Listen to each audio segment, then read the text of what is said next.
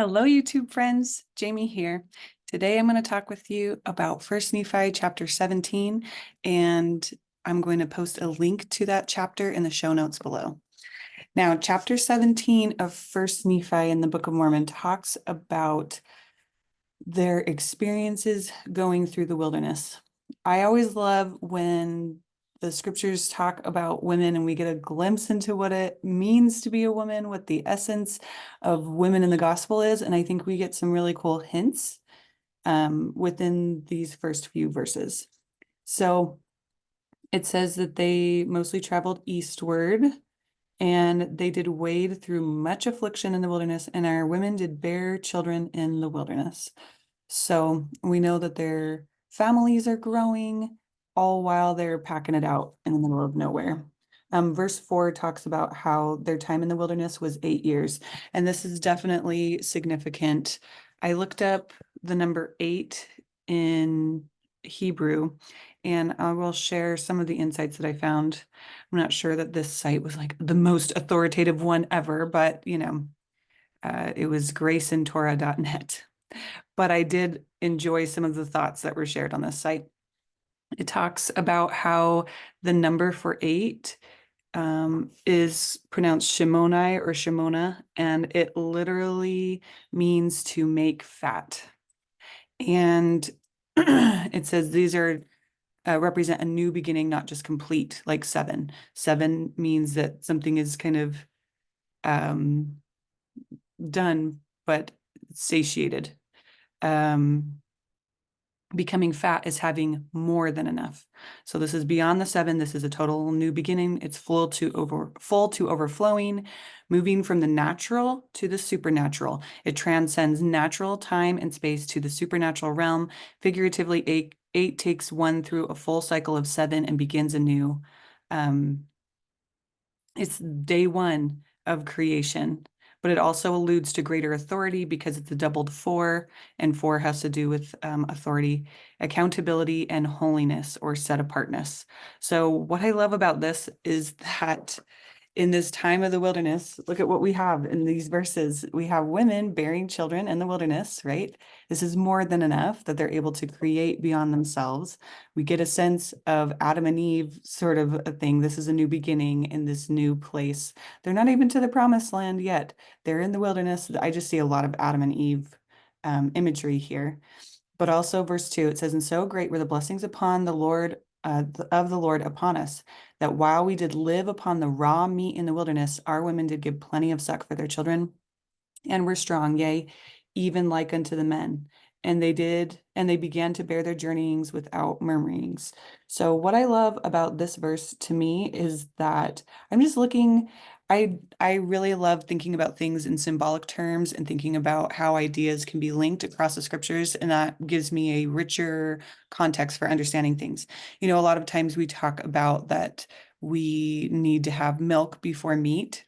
And what I'm seeing in these verses is that they are having meat from God directly, right? They don't even prepare it in the way that they had learned how to cook food before. They're receiving their food, their sustenance is from God.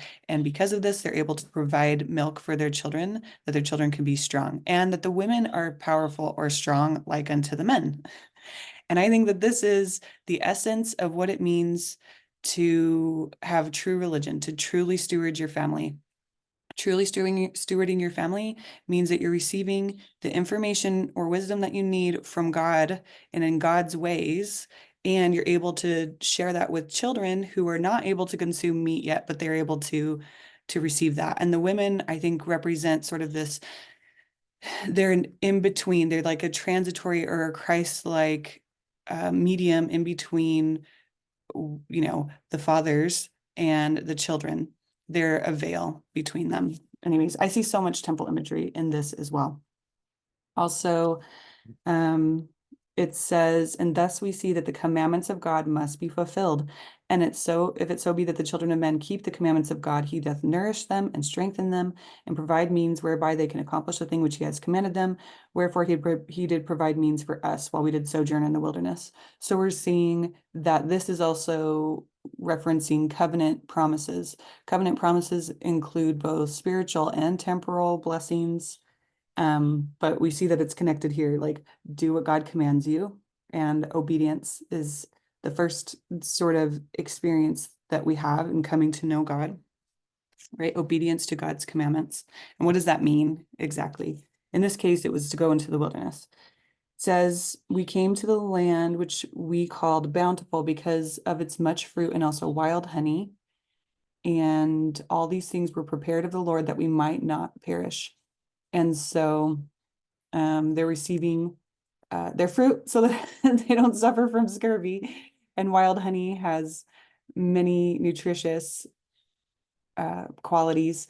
I also think of fruit and honey as sort of this collective idea. It seems feminine to me. Fruit, feminine like wombs, and wild honey. When I think of bees, I think of the queen bee who has a hive, who's able to bring sweetness forth. And so God's really teaching us something about the need for collective unity in God in order to make it through wilderness times, and that this helps us to not perish. And it says, and the Lord prepared this in advance.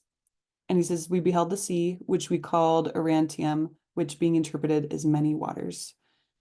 That to me is kind of a shout out to baptism, the importance of baptism, but also following the Spirit. Just as in the section before, the Liahona leads them through the more fertile parts of the wilderness, that following God leads us to many waters. There's like lots of things that we're going to be inspired to do. Anyways, it says that they pitched their tents on the seashore. And it says that even though they had been blessed of the Lord, they had suffered many afflictions and much difficulty. I think that this should put aside our temptations to believe in prosperity gospel doctrine where, oh yeah, well, if you're just following God, you're going to have all of the things and more. It's not to say that you couldn't. I mean, the goal is to go to a promised land, but I think that people feeling like if I am righteous, then I will only have easy experiences and I will never be afflicted. That is not the case with these people here. It says, yea, even so much we cannot write them all. They couldn't write everything that they were afflicted by. We were exceedingly rejoiced when we came to the seashore, and we called the place bountiful because of its much fruit. So it sounds like they really needed that. That was part of their ability to be sustained. And it came to pass after I, Nephi, had been in the land of bountiful for the space of many days, the Lord came unto me saying, arise and get thee into the mountain. I love that. Arise and get thee into the mountain. He's like, hey, I've got stuff to tell you. Go up to the mountain, which of course is symbolic of the temple. And I think there are lots of scriptures that come to mind that talk about this sense of awakening and rising up to our duty to God. So that's what Nephi's doing. And it says, he goes and he cries unto the Lord, and the Lord spake unto him, saying, thou shalt construct a ship after the manner which I shall show thee, that I may carry thy people across these waters. To me, whenever I think of a ship, I think of Noah building an ark. I think of the Ark of the Covenant. I just think of divine means through which God carries his people to promised land in the face of destruction. And that's essentially what Nephi is being told to do. And he's being told how to build this ship.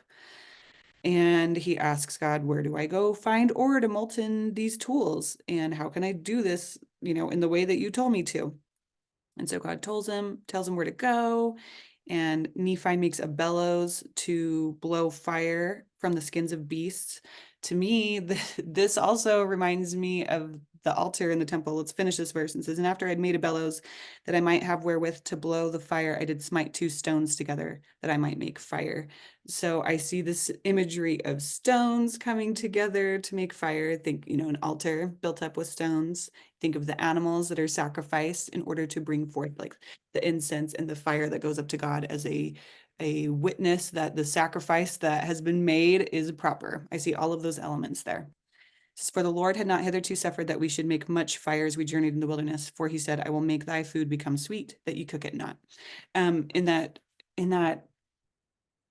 interesting little thing I found about 8, I thought this was interesting. They talk about the difference between different kinds of incense and fire in this section. It says Torah portion Shemini 8th. It's Leviticus 9 through 11. It says, describes what occurs on the 8th day after the inauguration of the tabernacle. Aaron's sons brought an Esh Zara, a strange fire, before Adonai, and his fire consumed them. There's a connection between the brazen altar and the incense altar, the latter being the offering of Aaron's sons. So incense altar is not the same as the brazen altar. Aaron's sons is like a preliminary altar to this brazen altar. Both discern between the spirit and the nephesh. There's a lot of things here that I don't fully understand, but I would love to know these better. If you have thoughts about anything that I'm sharing, or if you think I'm missing something, I would love for you to comment below and share more insights. This is both between, it says, while some nephesh might remain after passing through the brazen altar, none can be present at the golden altar, which is closer to the presence of the Holy One. So I guess the incense altar is the one that is the holier one, which is closer to the presence of the Holy One.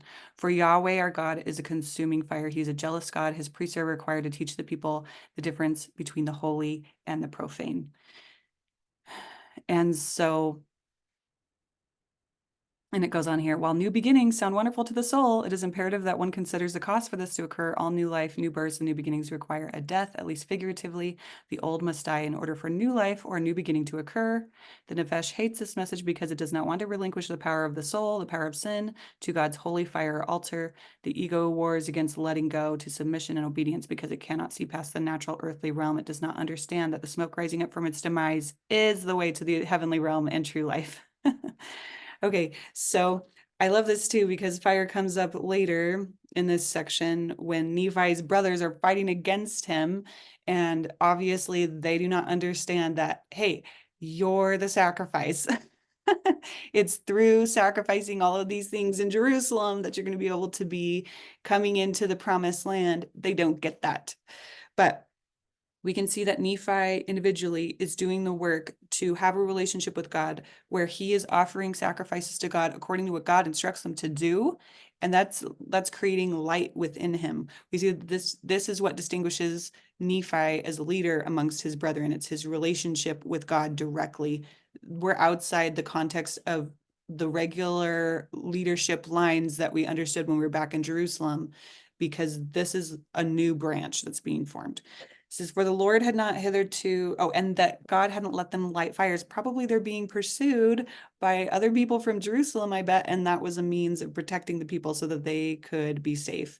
But it's interesting at this point, as they've been traveling through the wilderness for 8 years, and God says, hey, it's time for you to build this boat, and you're going to need fire for that. They're probably vulnerable for needing to make fire at this point. And it reminds me of all of the other imagery where there's pillars of fire protecting Moses's people and stuff like that. Anyways, it says, I will be your light in the wilderness, and I will prepare the way before you. If it so be that you shall keep my commandments, wherefore, inasmuch as you shall keep my commandments, you shall be led towards the promised land, and ye shall know that it is by me that ye are led. Again, I see this rejection of the traditions or ways of doing things before that they had understood, but that it's direct commandments from God that they're being led. But that is what is essential to keeping us alive. It reminds me of the quote that President Nelson has shared and is repeatedly discussed. If you have not learned how God communicates to you, basically, you will perish. That's the essence of the quote, that you and your family will not be able to survive spiritually what's coming. But I wonder if it's also temporal. It says, yea, and after the Lord also said that after you have arrived in the promised land, you shall know that I, the Lord, am God, and that I, the Lord, did deliver you from the destruction. Yea, I did bring you out of the land of Jerusalem.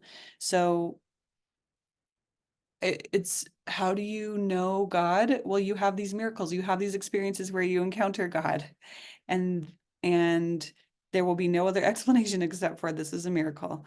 And the more that I experience God myself, I see that there are miracles like that happening all the time, where God's like, yeah, you could think that it was because of your wisdom or something, but it's really not. It's just the direction from God that prepares things. So it says, Nephi did strive to keep the commandments of the Lord and did exhort his brother into faithfulness and diligence. And so he makes the tools. He starts building the ship, but his brothers, of course, are murmuring. They think he's silly. Our brother is a fool, they say. He says, yeah, he thinketh he can build a ship. Yeah, he thinketh that he can cross these great waters.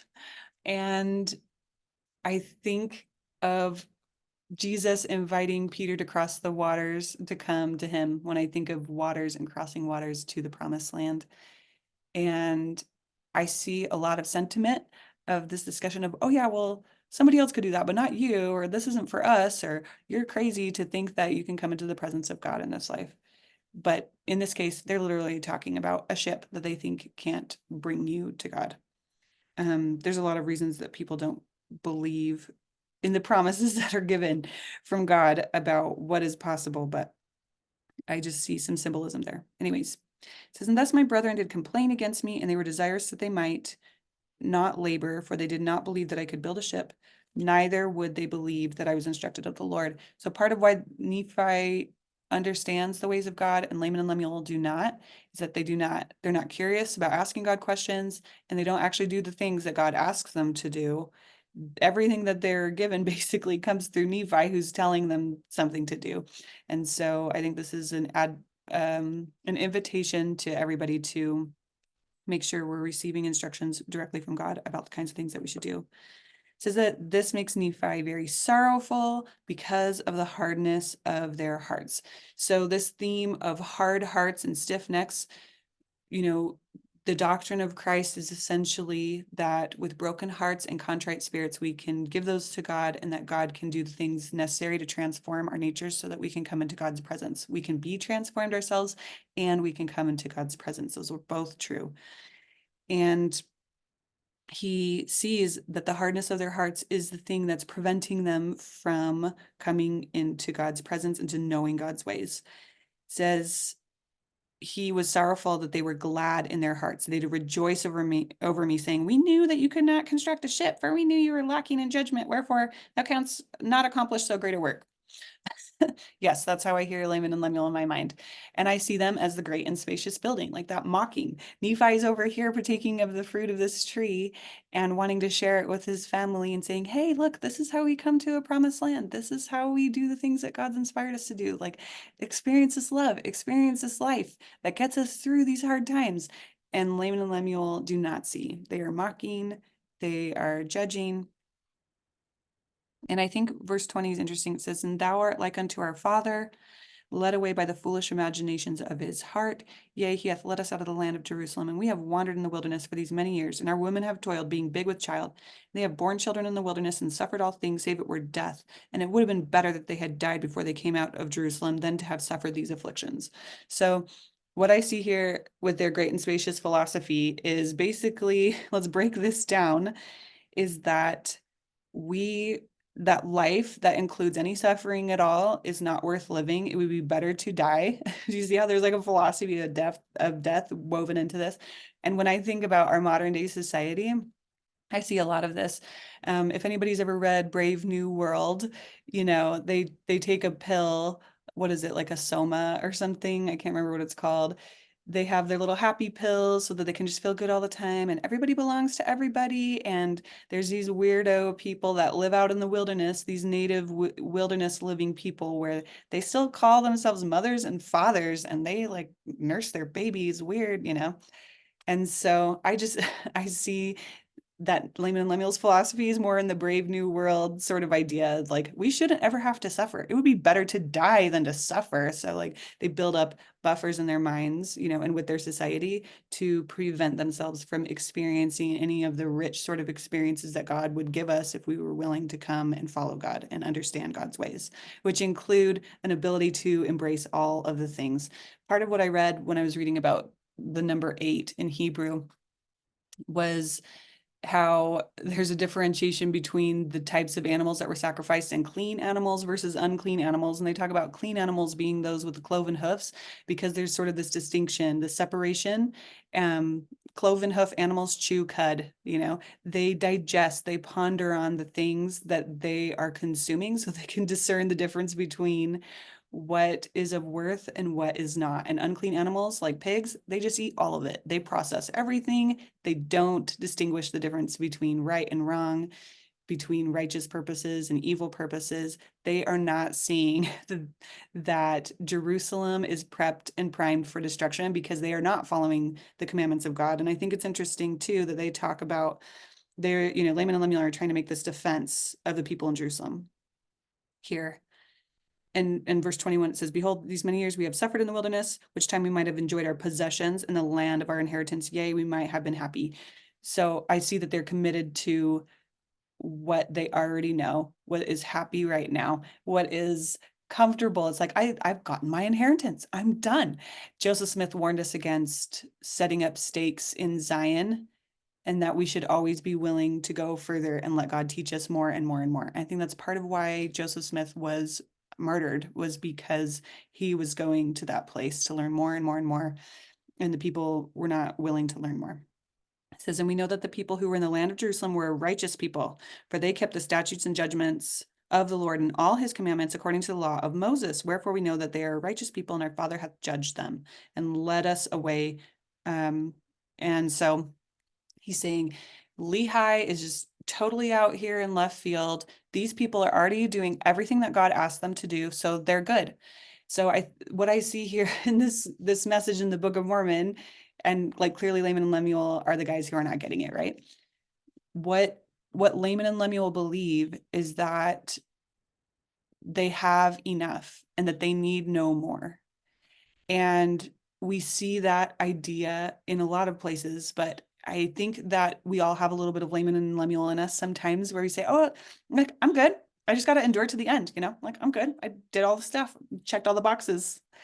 And I think that the Book of Mormon here is an invitation to consider, do I think that I'm done because I've checked some boxes? Or like, what other expansive light and wisdom can I learn from continuing to seek more from God by going up on that mountain, conversing directly with God?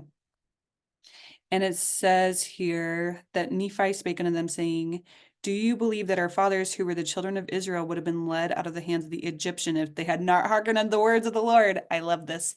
Nephi is saying, you have to go into the wilderness to escape Babylon. Being in bondage to Babylon is a sign that you're not done.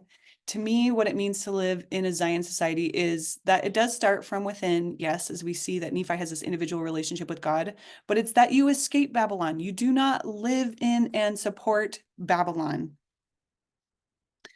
He says, do you suppose that they would have been led out of bondage if the Lord had not commanded Moses that he should lead them out of bondage? Now ye know that the children of Israel were in bondage, and you know that they were laden with tasks which were grievous to be borne. Wherefore you know that they must needs be a good thing for them that they should be brought out of bondage. So he's saying there were things that they were having to do in servitude of this Babylonian culture. And they were slaves to it. I mean, are we slaves to our culture? I actually absolutely believe that we are. I think the way that we educate our children, I think the way that we eat our food, I think the way that we interact with each other in, this networking society where we don't actually share our hearts. We're not like true communities. We're not truly loving each other. We like have a lot of division within ourselves. We identify each other as political parties, but like, do we live for each other? Are we really committed? I know that most of my friends are of the more conservative or libertarian bent. And so sometimes there's a desire to perpetuate like individualism, but like, where is the spirit of collective in God's way? How do we band together towards what actually makes us free? And it's not continuing to build up Egypt. Like, how many ways do we participate in supporting slavery because we want to have all of our nice clothes made by slave children in China or something like that? I think that, the Hunger Games, if you've read that series at all, this isn't a blanket recommendation for it, but I think that they demonstrate that life in the capital, there's a parasitical nature about Babylon. And until that's overcome for everybody, like, have we actually come into Zion? Do we actually live in a better place? Is this actually good? No, it's not good for everybody. So like, what can we individually do to follow God to bring about wonderful things? All right. talks about the Egyptians were drowned in the Red Sea and God fed them with manna. Okay, now verse 29 is really cool. It says, yea, and ye also know that Moses by his word, according to the power of God, which was in him, smote the rock, and there came forth water that the children of Israel might quench their thirst. Okay, I'm gonna cry.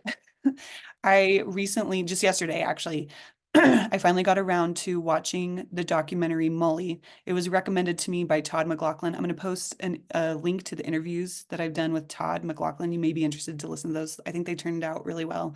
He gave some wonderful insights, but he talked about how Molly was basically a modern day Moses. This man grew up as an orphan after his parents left him, begging for food for 10 years, became astronomically wealthy. And then God basically tells him one day when he encounters these street kids that were like he was, where they're so angry and so upset. And they invite this man. Anyways, God invites him to never make money ever again. Don't ever make money. And the man's like a millionaire or a billionaire. I don't know how much money he has, but it's like astronomically wealthy, this man. And so he decides to stop making money and puts all of his energy into taking care of orphans and to leading them out of the slums and to figuring out how to take care of them. And it goes through like all of the things that they do to make this happen. It's amazing. But one thing that he does that I thought was one of the most amazing things, and I was like, yes, this man is Moses, is that there's time in Kenya where there was no water. They had to drive 4 hours both ways to get water for these kids every day. And they have hundreds and hundreds, maybe thousands and thousands of these children to take care of. And so he's like, we need water. They had tried to drill, it didn't work. And he and his wife pray, and God tells him where he needs to go to get water on his own property. So he goes out and he finds like this is the place, marks his claim, and he tells these kids, hey, we need to dig here. This is where we're going to find water. These kids dig and dig and dig for days. They finally get down to the bottom of this space that they've dug, and there is a rock. They're like, we found a rock. What are we supposed to do now? And he said, keep going, hack open that rock. And they chip away at this rock, and then water like explodes out of this rock, and they have water, and they have a well. It's like the only place where there's water.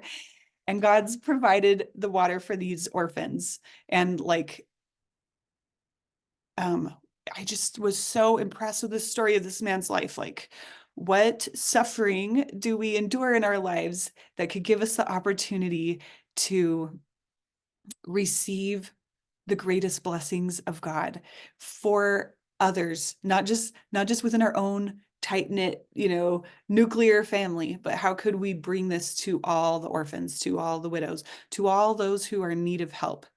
I mean, I saw this as like a physical story, but to me, the essence of the gospel includes all of those aspects, like the physical aspects and the spiritual aspects. How do we care for the widows and the fatherless? And this is what that man did. He did it by following the promptings of God. That's what Mully did. I'm going to post a link to that documentary. Please watch it. Please watch it with your families. It will inspire them to live lives of purpose beyond the Egyptian or Babylonian constraints of a society that has nothing to do with Zion. Like what I saw in that Molly documentary was a man who was building Zion. It's a society after God's own patterns. And people that are in the great and spacious building, people that don't seek to understand the ways of God and want to keep building up Egypt, they don't understand that they could create something different. They could create something that actually helps people be free. It says, and notwithstanding they being led, the Lord their God, their Redeemer, going before them, leading them by day and giving light unto them by night, and doing all things for them which were expedient for man to receive, they hardened their hearts and blinded their minds and reviled against Moses and against the true and living God. So Nephi's pointing out that even though they had these wonderful experiences with Moses, they still were hard-hearted. And look, they're still hard-hearted today, and now they're prepped and primed for destruction. It says, and it came to pass according to his word. He just destroyed them according to his word. He did lead them, and according to his word, he did do all things for them, and there was not anything done that was saved was by his word. So he's saying, what God says, God means. And I think that's part of what we need to understand about the respect of God. What is priestcraft? What's the philosophy of Nehor that we learn about later in the Book of Mormon? It's essentially that, yeah, God's not really going to do what he says he's going to do. We're all going to be saved and everything is fine. That isn't true. Like God does things according to his word, and that process of coming in to the presence of God means we have to let go of all of the false traditions, of all the things that keep us bound, of all the things that limit our ability to become a clear and open vessel for God's work, for God's word, for God's power. And that means there's a lot of things that we need to give up. We have a lot of things that we possess or that possess us that are prohibiting our ability to be the powerful vessels of God's word and goodness, and vessels of a promised land of Zion together. Anyways, so I'm going to pause this for just a second, and I will continue to record because I have something to go do. I'll be right back. All right, I'm back. So what Nephi does after he talks about Moses leading God's people out into the wilderness and talking about how he leads them. God does everything according to his word. He will protect and provide, but he will also destroy if people do not do what is righteous. It's, I think, in a world that is trying to teach everything without condition, to teach that these basically a satanic mantra, like it doesn't matter what you do, you don't have to change, you're only loved. And I do believe that the essence of love is that it allows us to change. Like true love helps people to grow and to have more life. Sort of an enabling love that says, oh, you never have to be better than you are right now. That also, like, it doesn't that doesn't fix, it doesn't change our nature, it doesn't change society to be more godly, it doesn't help us to become more like God. The essence of embracing a God who allows us to transform and change is at the heart of what having power, like, sort of unconditional power, comes from our ability to follow the laws of God, but not in the way that Laman and Lemuel perceive these laws. They think they already know everything. It's like, well, what are the higher laws of God? What is the next step? What is the next thing that you can learn? And if you think that you've already received everything you need to have, then you're kind of stuck in these traditions of fathers, which is kind of an interesting juxtaposition in this section. We've got this idea of women becoming strong like unto the men, by feeding on the meat of God so that they can give suck to their children. This is kind of this living organic approach to life and the tree of life versus traditions of fathers that Laman and Lemuel are like participating in. Like, we already do everything. We've already got it all. And it's like, okay, where's the balance and the harmony between both of these things of, because Nephi definitely admires Moses and keeps the things that Moses encourages them to do. It talks about later. Is it in Second Nephi how they keep the law of Moses, but they know it's dead unto them? It's like, yeah, we still do the things that we're supposed to do, but we realize that there's more. That to me is kind of the essence of what I'm seeing here. Like, yes, of course we keep these laws and the things that God tells us to do. And we're also paying attention to revelation. We need to have both the circle and the square, like the compass and the mountain. It says, and it came to pass that, oh, sorry, I'm missing this part. It says, and after they had crossed the river Jordan, he did make them mighty unto the driving out the children of the land, yea, unto the scattering them to destruction. And now do you suppose that the children of this land who were in the land of promise, who were driven out by our fathers, do you suppose that they were righteous? Behold, I say unto you, nay. Do you suppose that our fathers would have been more choice than they if they had been righteous? I say unto you, nay. So he's showing that God's care for everybody is actually unconditional. Like, would they matter more to them? No, he loves all of them. But here it says, behold, the Lord esteemeth all flesh in one. He that is righteous is favored of God. But behold, this people had rejected every word of God, and they were ripe in iniquity. And the fullness of the wrath of God was upon them. And the Lord did curse the land against them, and bless it unto our fathers. Yea, he did curse it unto them, unto their destruction, and he did bless it unto our fathers, unto their obtaining power over it. So all of the blessings of God come based on righteousness. It's the actual change of our nature. And I think that that's kind of inherent in it. Like, things that are true or are holistically true on multiple levels. Like I think about our bodies as something over which we can obtain power and we can tell our bodies what to do and make the decisions that are right. But I think that there's also this idea of covenant land that's given to God's people. And as long as they're being righteous, they get to keep it and maintain it. And as they're not being righteous and not following God, they're prepped and primed for destruction. We know that in America, it is a promised land, it is a choice land that is covenanted to be given to God's people. I believe that we have this now, but it's not going to be long before we are destroyed unless we return to worshiping the God of the land, who is Jesus Christ.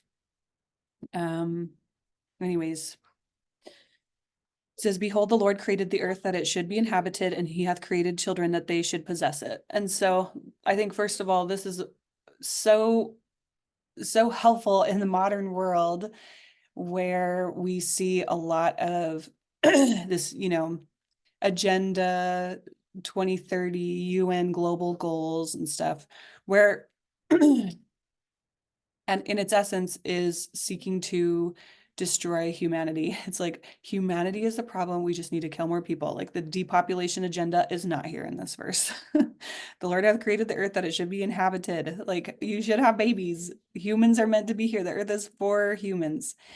And he hath created his children that they should possess it. So he's saying that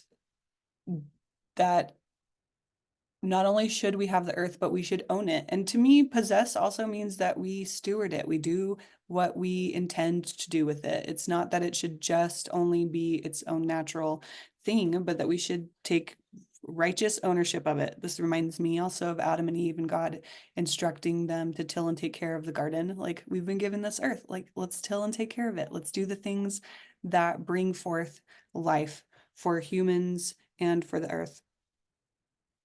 Take positive ownership of the earth. That's what I see in there. But I don't see here the depopulation agenda. I don't see that. Okay. And he raiseth up a righteous nation, and he destroyeth the nations of the wicked. And so, do we want to be part of a righteous nation or a wicked nation? And I think Nephi's getting at the heart of what that means here. It says, and he leadeth away the righteous into precious lands, and the wicked he destroyeth and curseth the land unto them for their sakes.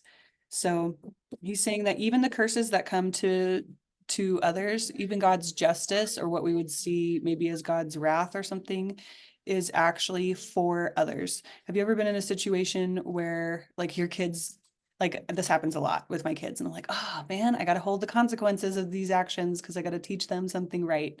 Like, I think that it can be really challenging at times to hold the consequence for what will actually teach your kids real truth and real lessons, that we don't hold back that. Not that everything is so not conditional on our love, but conditional in law, conditional in if this is what you choose, then this is what will happen.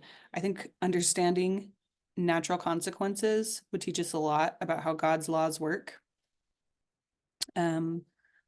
If we live in harmony with them, then we have this like flourishing garden. If we don't, we see destruction and death. And he talks about precious lands being led, the righteous are led to precious lands. I think precious lands, like they are uniquely blessed and prospered. And I think that can mean a lot of things, but I think it's worth thinking about. All right. And I'm also thinking of who can find a virtuous woman, for she is precious above all. I always like to think about where women fit into the gospel. Precious reminds me of her worth is above, it's more precious than rubies, and the essence of womanhood is submission or trust in God. And that means if we trust in God, we have power over all things. Like all things become added unto us. And it's not just for us, but for future generations. That's what I think precious lands refer to. It says, God ruleth high in the heavens, for it is his throne, and this earth is his footstool.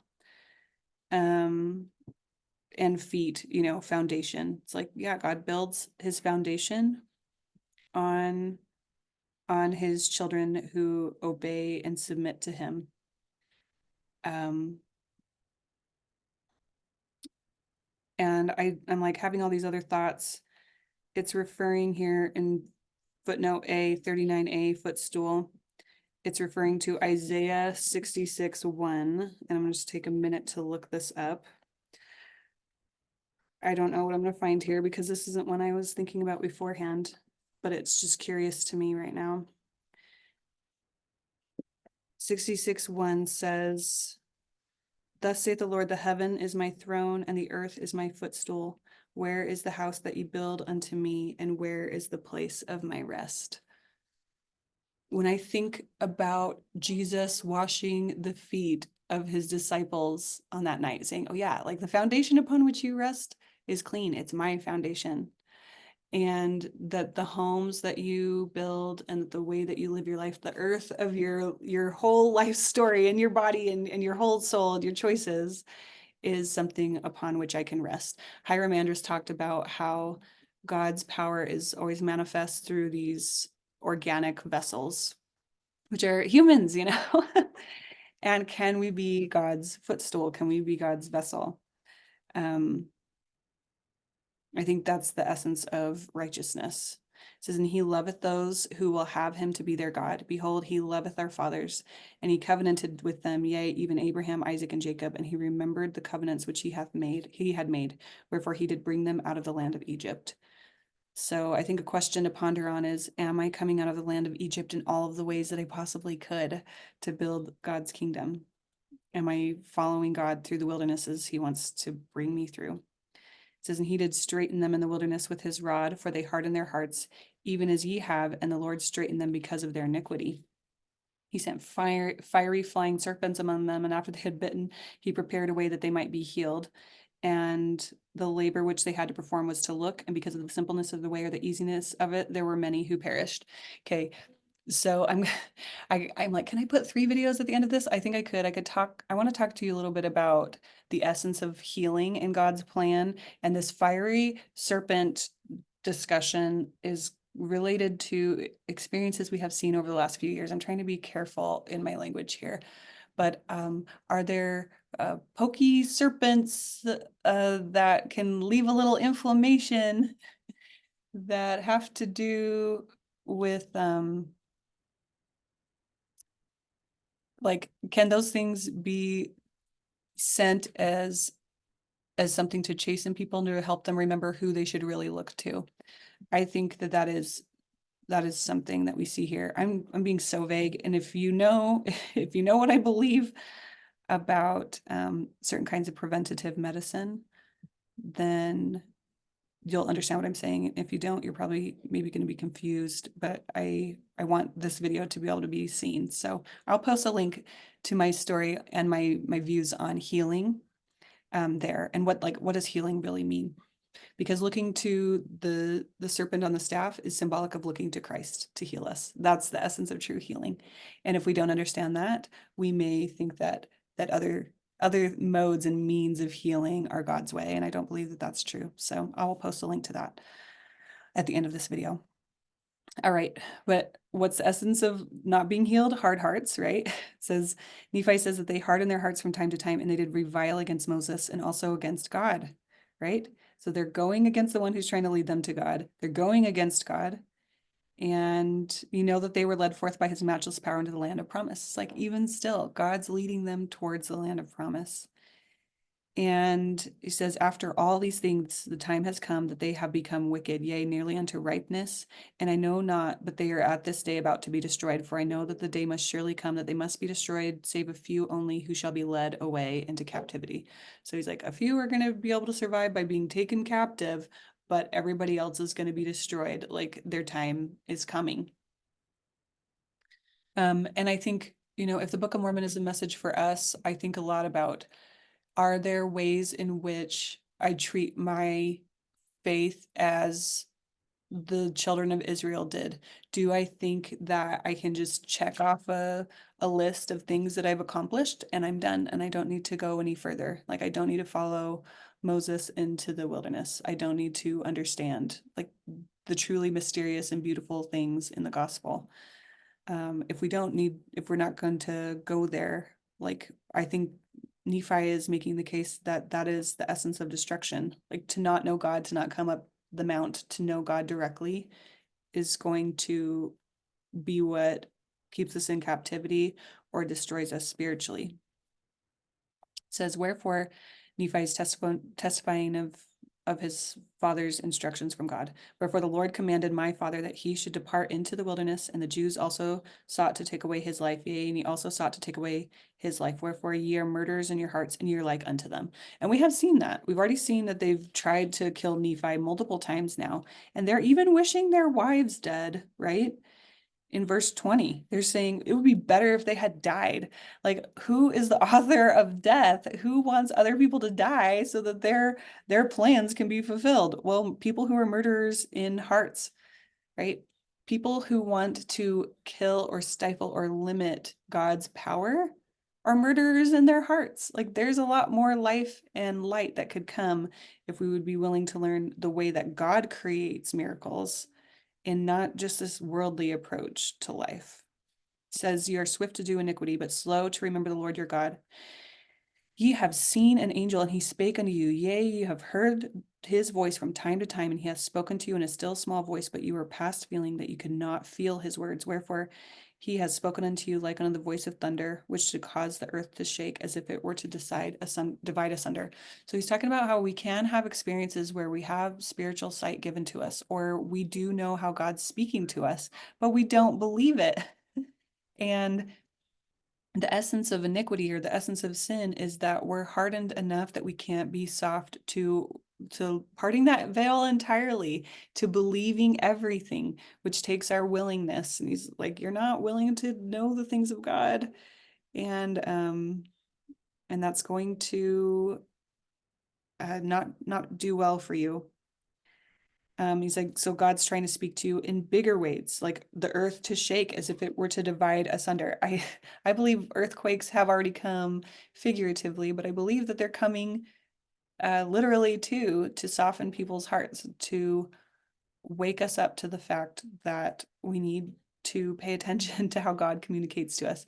I think in this world that's heading really steadily towards um, an AI, AI everything, there's a lot of things that are going to be able to be faked. And the only way we're going to be able to discern what is true or false is through our trust in God. We're going to need God to be able to help us discern what is correct. He says, you also know that by the power of his almighty word, he can cause the earth that it shall pass away. Yea, and you know that by his word, he can cause the rough places to be made smooth and smooth places to be broken up. Oh, then why is it that you can be so hard in your hearts? God can soften all of the land of the earth. God can do whatever God wants. And your hearts are so hard that you can't be touched by God. And that, of course, is because God respects our agency. And the scriptures that talk about God's wrath or God's jealousy, like, God does need us. I think sometimes we only think about needing God, but God needs us too. Maybe not every single person on earth to do things, but God's work must be done through those who have soft hearts and willing hands to do his work. And if we are so hard in our hearts, God can't make his power flow through us. It doesn't work. And Nephi's really sad about the hardness of his brother's hearts. He says, my soul is rent with anguish because of you, and my heart is pained. I fear lest you shall be cast off forever. Behold, I am full of the Spirit of God, insomuch that my frame has no strength. So Nephi, I mean, we see this theme over and over again, that Nephi has great sadness and anguish over the choices of his brethren. And what is he sad about? Is he sad that they're trying to keep all of the law of Moses and check all the boxes? No, he's sad that they have hard hearts. This tells us something. What is the state of my heart? And is it open to instruction directly from God? That's the essence of what makes Nephi's heart sad. Sometimes I hear people be sad about some of the choices of family members for not keeping, the gospel or living a lifestyle in the way that they think is qualifies someone as righteous. But I don't often hear about people talk about the hardness or softness of people's hearts as being the cause of anguish. And I see that here. And it's just an important message, something to notice. At this point, Nephi becomes so full of the power of God. It says that they are angry with him and desirous to throw him into the depths of the sea. And he speaks unto them with God's power. It says, in the name of the Almighty God, I command you that you touch me not, for I am filled with the power of God, even unto the consuming of my flesh. Right? The natural man is dead. He is lit up with God's light and power. And whoso shall lay his hands upon me shall wither, even as a dried reed, and he shall be as naught before the power of God, for God shall smite him. In this, I see multiple allusions to the Old Testament. I see some references to 1 Kings 13. I see references to those trying to study the Ark of the Covenant. Like Nephi has been transformed through his experiences of going to the mountain, where he has the power and authority of God within him, such that it is not compatible with anybody who wants to come into that is going to die. If they touch it, they get too close to it, it is too powerful. It is too great. I just see a conflation of these ideas of like the power of God being centralized into a human body temple here. And that's really that's what it actually means to be powerful in God's way. And it says, even unto the consuming of my flesh, they will dry as a dried reed. Okay, let's see. And it came to pass that Nephi said unto them that they should murmur no more against their father, neither should they withhold their labor from me, for God had commanded me that I should build a ship, saying, I'm doing this for our family. You get with it, or God's going to take you out. And I said unto them, if God had commanded me to do all things, I could do them. If he should command me that I should say unto this water, be thou earth, it should be earth. And if I should say it, it would be done. So to me, this seems to be a reference to the sealing power. Nephi has a fullness of the power of the priesthood, and that whatever he commands to be done will be done. And we see this pop up several times later in the Book of Mormon, where one of Nephi's progenitors, a later Nephi, is told that whatever you bind on earth will be bound, bind on earth will be bound in heaven. If you want to create a famine, you want to do anything, it's going to happen. Like Nephi's been given the green light for this too, it seems to me in verse 15. If I should say it, it would be done. This is the essence of the creative power as well, because God, in Lectures on Faith, it talks about how God does not create through hands, physical hands, but God speaks words and then they are done according to God's word.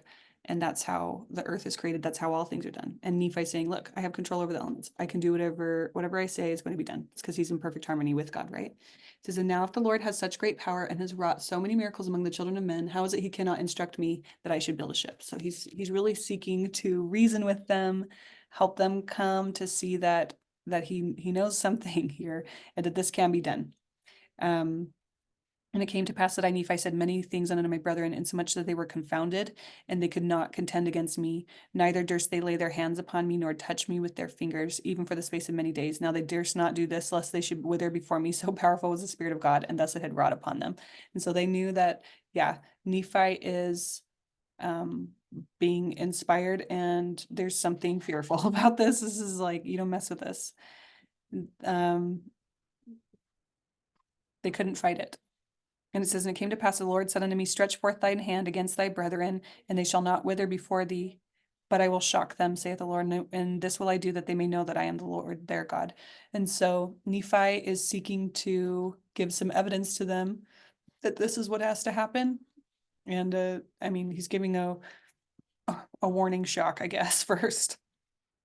And it came to pass that I stretched forth mine hand unto my brethren, and they did not wither before me, but the Lord did shake them, even according to the word which he had spoken. So this is also a key to revelation, I think. Are you receiving revelation from God where you're seeing the fruits manifest of like what you're told is going to happen? Does God tell you something's going to happen and then you see it happen that way? I think that's a sign of true revelation. Anyways, verse 55, the final verse of this chapter says, And now they said, we know for a surety that the Lord is with thee, for we know that it is the power of the Lord that has shaken us. And they fell down before me and were about to worship me, but I would not suffer them, saying, I am thy brother, yea, even thy younger brother. Wherefore, worship the Lord thy God, and honor thy father and thy mother, and thy days may be long in the land which the Lord thy God shall give thee. So Nephi, I just think it's so interesting that Laman and Lemuel are immediately trying to go and worship Nephi. They're worshiping this place that they came before, this land of Jerusalem, and their possessions and their traditions and the law of Moses, according to the things that they understood it. And now they're trying to worship their brother who they're fighting against in the first place. Like, these guys really do not get it. And Nephi's trying so hard to say, hey, look to God directly, worship God, have a relationship with Him, go to the mountain, go pray about these things for yourself. But they are so hard hearted. And so, this chapter to me is an invitation to consider, in what ways am I doing things according to the world's ways, and how can I let those go? Like, what parts of me are resisting my attachment to the ways of doing things in a worldly fashion? Where do I think that the systems or processes of certain cultures that I've inherited are more important than my ability to receive direct revelation from God and to do those things? Um, Laman and Lemuel are having a hard time letting that go. But I also see that sense of authority, and like Moses being the one who is called by God, who has been prepared to be a type of Christ, leading the children of Israel out in this specific way. And they have these kinds of experiences. Like these chapters in the Book of Mormon are a beautiful allegory of the children of Israel coming out of the land of Egypt as well. They're having that same pattern or that same experience. And why is it important to notice that it's a pattern? Because if something's a pattern, it can teach us something about the way that God can interact with us as well. We can experience the pattern. How do we fulfill the patterns of God to be filled with the fullness of God's power in order to bless God's children? That's the pattern God's trying to teach us in this chapter. I hope this was helpful to you. I'm going to leave 3 videos, my 2 interviews with Todd McLauchlin that you may be interested to check out, and also my video on healing in God's way. And I would love to hear any of your thoughts that came up for you as you were listening to this video. I'm going to continue to record these as I work my way through the Book of Mormon. If you've enjoyed this, please like and subscribe to my channel, and I hope you have a wonderful day. Thank you for watching. Bye.